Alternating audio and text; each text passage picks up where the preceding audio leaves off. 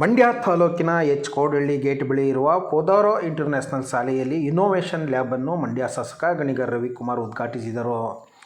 ನಂತರ ಮಾತನಾಡಿದ ಶಾಸಕರು, ಪೋದಾರೋ ಶಾಲೆಯು ಮಂಡ್ಯ ಜಿಲ್ಲೆಯಲ್ಲಿ ಅತ್ಯುತ್ತಮ ಶಿಕ್ಷಣವನ್ನು ನೀಡುತ್ತಿದ್ದು, ಇಂದು ವಿದ್ಯಾರ್ಥಿಗಳಿಗೆ ನೂತನ ತಂತ್ರಜ್ಞಾನದ ಮೂಲಕ ರಾಬೋಟ್ಗಳನ್ನು ತಯಾರು ಮಾಡುವುದನ್ನು ಕಲಿಸಲು ನೂತನ ಲ್ಯಾಬನ್ನು ಪ್ರಾರಂಭಿಸಿರುವುದು ಸಂತೋಷದ ವಿಷಯವಾಗಿದ್ದು, ವಿದ್ಯಾರ್ಥಿಗಳು ಇದರ ಸದುಪಯೋಗವನ್ನು ಪಡಿಸಿಕೊಳ್ಳಿ ಎಂದು ಸಲಹೆ ನೀಡಿದರು.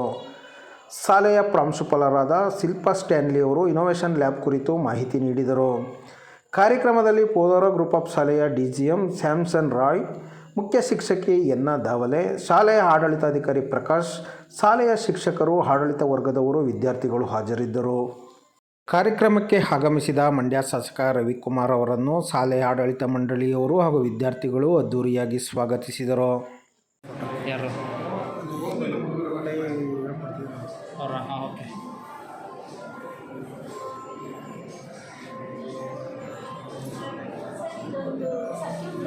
ರೆಡಿ ಮಾಡಿಟ್ಟಿದ್ದೀವಿ, ನೀವು ಆನ್ ಮಾಡಿ ಸ್ಟಾರ್ಟ್ ಮಾಡಿ.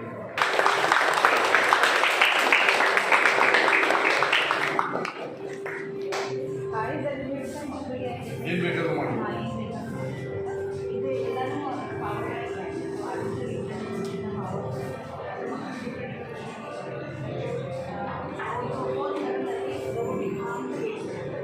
ಹತ್ತು ನಿಮಿಷ ಬರ್ತೀನಿ. ನಾನು ಪೋದಾರೋ ಸ್ಕೂಲಲ್ಲಿದ್ದೀನಿ, ಈಗ ಮುಗಿಬೇಕು. ಇನ್ನೋವೇಷನ್ ಲ್ಯಾಬ್ನ ಉದ್ಘಾಟನಾ ಸಮಾರಂಭದ ವೇದಿಕೆ ಮೇಲಿರುವಂಥ ಸ್ಯಾಮ್ಸನ್ ರಾಯ್ ಅವರೇ, ಶಿಲ್ಪಾ ಅವರೇ ಹಾಗೂ ಎಲ್ಲ ಶಿಕ್ಷಕ ವೃಂದದವರೇ, ಮಕ್ಕಳೇ, ಈ ಲ್ಯಾಬ್ ನೆಕ್ಸ್ಟ್ ಜನ್ರೇಷನ್ ಲ್ಯಾಬ್ ಅಂತ ಹೇಳಿದ್ರೆ ತಪ್ಪಾಗಲ್ಲ. ಮೊದಲೆಲ್ಲ ಚಿಕ್ಕ ಮಕ್ಕಳಿಗೆ ಅವ್ರು ಅಳ್ತಾ ಇದ್ದರೆ ತಾಯಿದ್ರು ಊಟ ಮಾಡಿಸ್ಬೇಕಾದ್ರೆ ಚಂದಮಾಮ ಮೇಲಿನ ನೋಡಿ ಅಂದರು. ಇವತ್ತು ಇಡೀ ಚಂದ್ರಲೋಕವನ್ನೇ ಒಂದು ರೂಮ್ ಒಳಗಡೆ ಹಿಡ್ಕೊಂಬರುವಂಥ ಲ್ಯಾಬನ್ನು ಈ ಶಾಲೆಯವರು ತರ್ತಾ ಇದ್ದಾರೆ. ಮೊದಲೆಲ್ಲ ಮಂಗಳ ಗ್ರಹ ಎಲ್ಲಿದೆ, ಸೂರ್ಯ ಗ್ರಹ ಎಲ್ಲಿದೆ, ಮತ್ತು ಚಂದ್ರಗ್ರಹ ಎಲ್ಲಿದೆ ಅಂತೇಳಿ ನಾವು ಮಾತಾಡ್ತೀವಿ. ಇವತ್ತು ಅಲ್ಲಿ ಮನೆ ಮಾಡುವಂಥ ದಿನಗಳು ಹತ್ರ ಬರ್ತಾಯಿದೆ. ಈಗೆಲ್ಲ ಜನಸಂಖ್ಯೆ ಜಾಸ್ತಿಯಾಗಿ ಭೂಮಿ ಮೇಲುಗಡೆ ನಾವೆಲ್ಲ ಬದುಕೋಕ್ಕೆ ಕಷ್ಟ ಆಗ್ತಾ ಬೇಕಾದ್ರೆ ಈಗ ಮಂಗಳ ಗ್ರಹ ನೆಕ್ಸ್ಟ್ ಜನ್ರೇಷನ್ನು ಮುಂದೆ ಪ್ರಪಂಚ ಏನಾಗುತ್ತೋ ಗೊತ್ತಿಲ್ಲ. ಈಗ ಆಲ್ರೆಡಿ ಮಂಗಳ ಗ್ರಹದಲ್ಲಿ ಬೇರೆ ಬೇರೆ ದೇಶ, ಆಸ್ಟ್ರೇಲಿಯಾ, ಅಮೇರಿಕಾದವರೆಲ್ಲ ಭೂಮಿ ತಗೊಳ್ತಾಯಿದ್ರೆ ಇಂಡಿಯಾದವರು ಯಾವಾಗ ತಗೊಳ್ಳೋಕೆ ಸ್ಟಾರ್ಟ್ ಮಾಡ್ತಾರೋ ಅದು ಇನ್ನೂ ಗೊತ್ತಿಲ್ಲ. ರೋಬೋಟಿಕ್ ಅಂತ ಹೇಳಿದ್ರೆ ನಮಗೊಂಥರ ಹೊಸ ಅದು. ರೋಬೋಟಿಕ್ ಅಂತಂದರೆ ಮನುಷ್ಯನ ಥರನೇ ಬರ್ತದೆ ಅಂತ. ಜಪಾನಲ್ಲೆಲ್ಲ ಅಡುಗೆ ಮಾಡೋದ್ರಿಂದ ಹಿಡಿದು ನೀವು ಹೋಟೆಲ್ಗೆ ಹೋದರೆ ಸರ್ವ್ ಮಾಡೋದೆಲ್ಲ ರೋಬೋಟಿಕ್ ಆಗಿಬಿಟ್ಟಿದೆ.